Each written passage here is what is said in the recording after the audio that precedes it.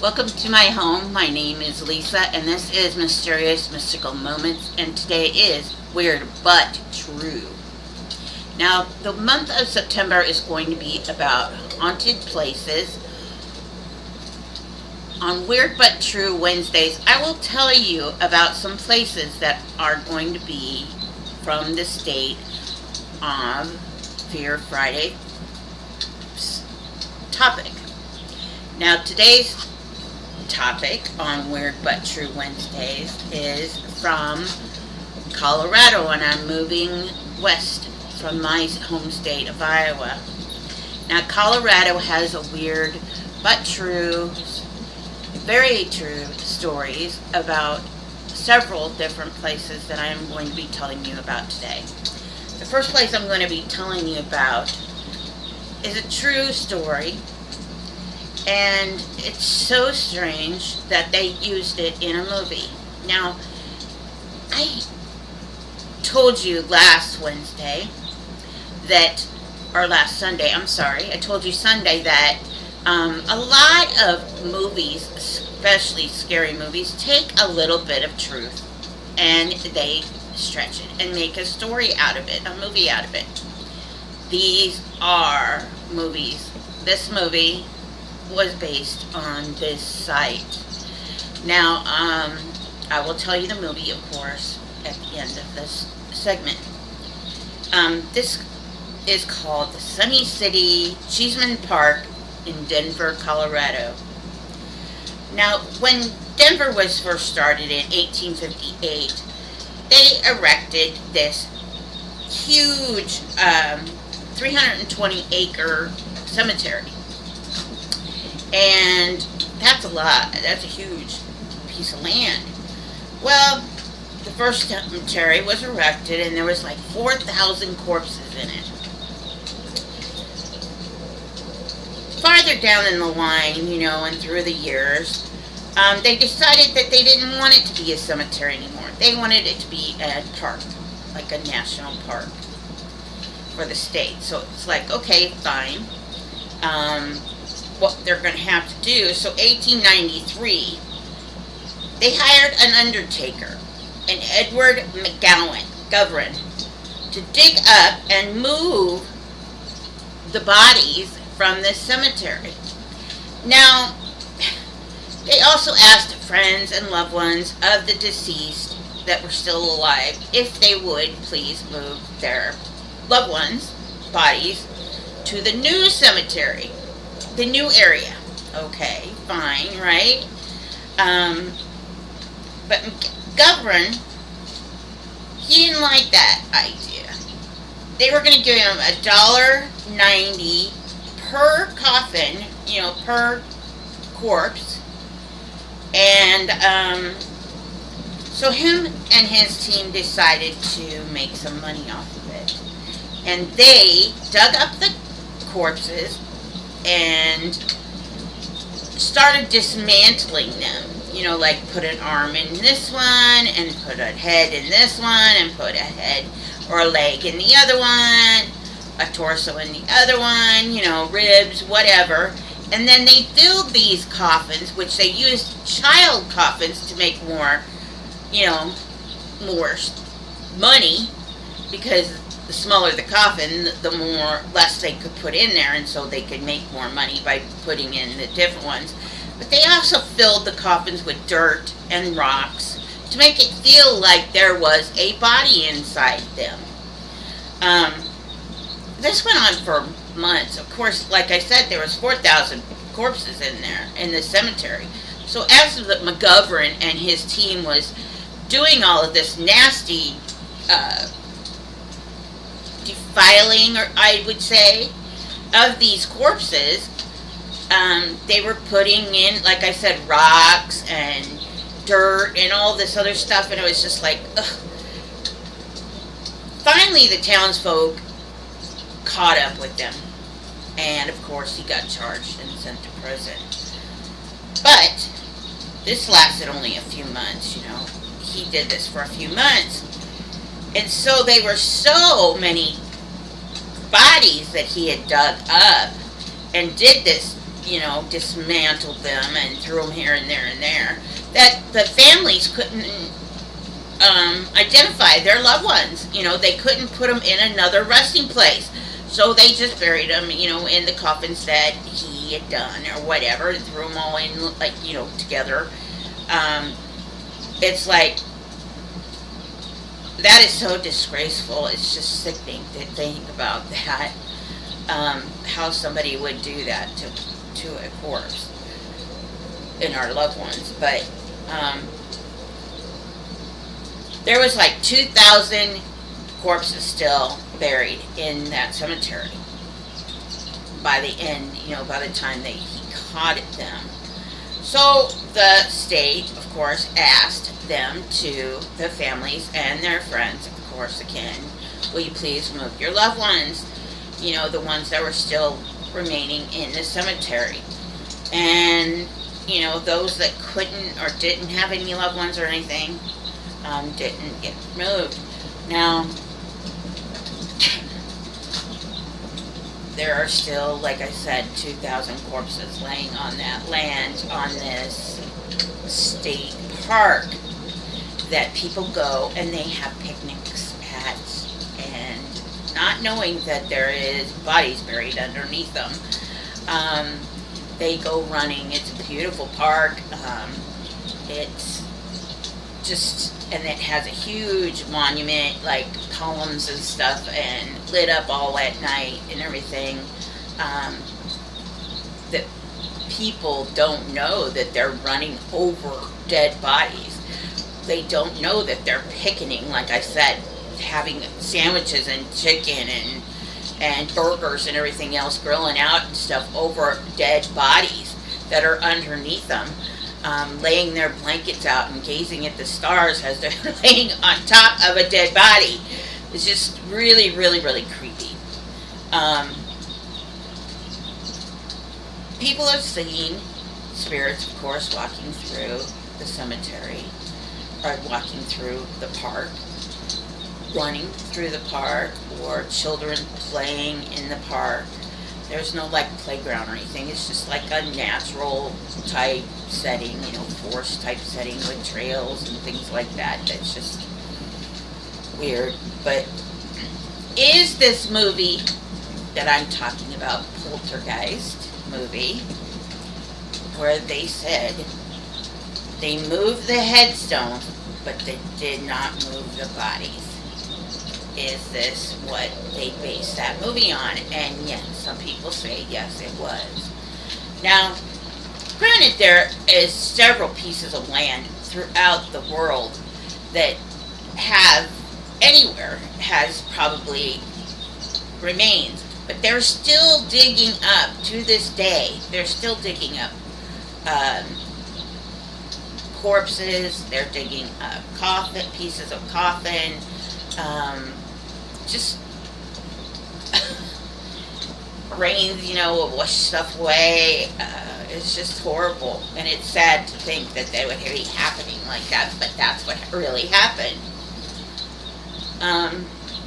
The next one I'm going to be telling you about is the largest airport in the world, in North America. Now, this is the Denver airport, and maybe some of you have flew in through there. I have, and my son has. I know several people who have layovers in Denver, and this place is supposedly so haunted and has an evil, sinister past that even though it wasn't erected until 1995 and made until 1995, that this airport has such a cruel and evil past to it. Now, it says that they have from space aliens to secret underground bunkers and the big cursed horse that's sitting right in front of the entrance as you walk into the airport. Now, that's where I'm going to start at, because that's right there at the entrance. The big cursed horse is a legend that it was built. Let's step back one more. It was supposedly built on Indian burial grounds. Now, Indian burial grounds is a no-no. American native, excuse me, is a big no-no. You're, like I said with the last one with the picnic tables, you don't desecrate holy ground. You don't desecrate someone's grave. That is just sick and barbaric.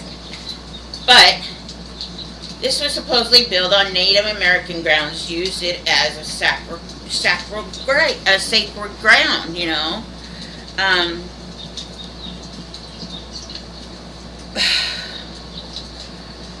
People who go through the airport always feel like they're being watched. There's like a presence that's always around there. The baggage terminal is always messed up, it says, and delayed. And with the construction being delayed of this airport, it was, you know, they blamed it on the cursed, or the Indian burial ground. Um, Now, like I said earlier, I'm going to start with the entrance. There's this huge statue of a horse that's up on its hind legs, and it's like raising itself up, and it's blue. Of course, the lights make it blue. And this sculpture it's a Mustang horse. The sculpture looks so evil because it has like reddish orange lights, you know, for eyes, and it's blue. And anyway, while the sculptor was making this horse, a piece of the horse fell on him and it broke. I mean, a piece of it fell on him and cut his leg, and it cut an artery where he bled out and died from this statue. So that is what the history of this statue is. The sculptor actually put in the blood, more or less, through this, and through his death, that cursed the horse. Now, or maybe it could have been the horse was cursed before because it killed the sculptor. There's gargoyles throughout, you know, this thing. And back in the day, gargoyles were supposed to be protectors of your home and protect all evil away. But still, when you think of gargoyles, you think of evil, mysterious, weird things about it. And they are like gnarling teeth, you know, teeth, mean grins on their faces, and their eyes are kind of rolled back, or their eyes are, you know, glanced or just completely stared down upon you as you're walking through this airport. And they're surrounded on both sides of you. So yeah, you're like walking through a hallway of these gargoyles staring down upon you. But these were supposed to protect passengers of the airplanes and stuff like that away from bad spirits. But yeah, still having them staring down at you is pretty scary. Then there's the paintings throughout the airport. Now people may glance at them and look at them and say, oh, that's a pretty painting of children playing, or this or this or this. But if you get really close up to them and look at them, there is more evil in them than people would recognize. Now, if you have a keen eye and you can see these things, you will see a Nazi German soldier that has a skull like this one, a skull for a head with a Nazi helmet, and then verses of children's poems while they were in the concentration camps written on them. Now, that's pretty weird to think. Now, they also thought that it was part of the New World Order, the person who made it, taking over society with children's quotes and concentration camps and Nazi symbols and Nazi Nazi army people and stuff like that. So yeah, that was pretty weird. If you look at the next time, if you ever get into the Denver airport. Now, I'm going to get down to the lower levels of it all. The Freemason symbol is everywhere, and the Illuminati and secret societies. Now, the layout of runs on the airport is coincidental that it's the layout of a swastika. Some people say it's laid out as the swastika design, or a spider, a giant spider is the layout.